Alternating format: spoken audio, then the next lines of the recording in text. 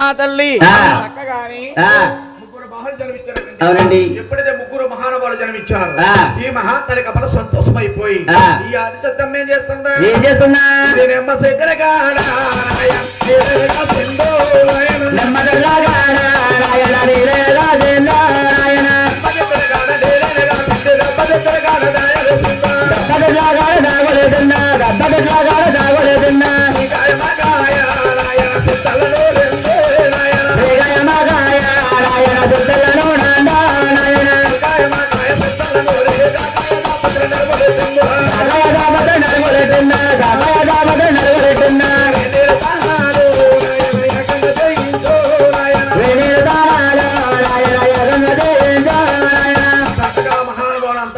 మహానుభావులే 12,000 పాలయంబలు వచ్చినాయండి. ఎప్పుడైతే 12,000 పాలయంబలు వచ్చినాయో ఆ ఆదిశక్తికి మహానుభావుడు చక్కగా ముగ్గురుకు 3 పేరునామాలు పెడుతుందట.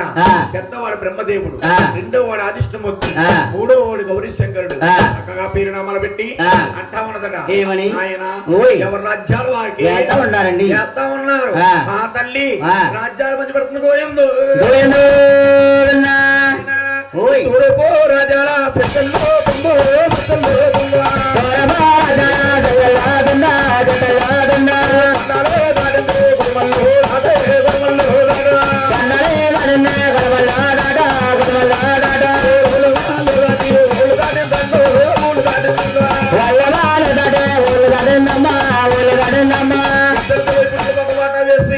మహాతల్లి బ్రహ్మపట్నం అని పేరు పెట్టి అలా బ్రహ్మదేవుడు రాసిచ్చింది పోయిందో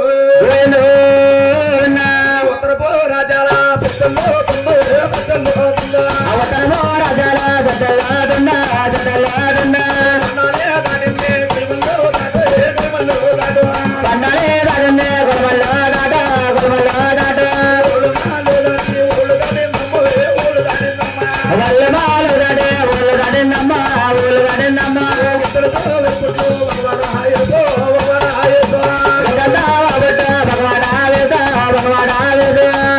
వైకుంఠపట్నం పేరు పెట్టి అలా మహావిష్ణువు రాసి చెప్తుందంట ఆయన ఉత్తరపు రాజాల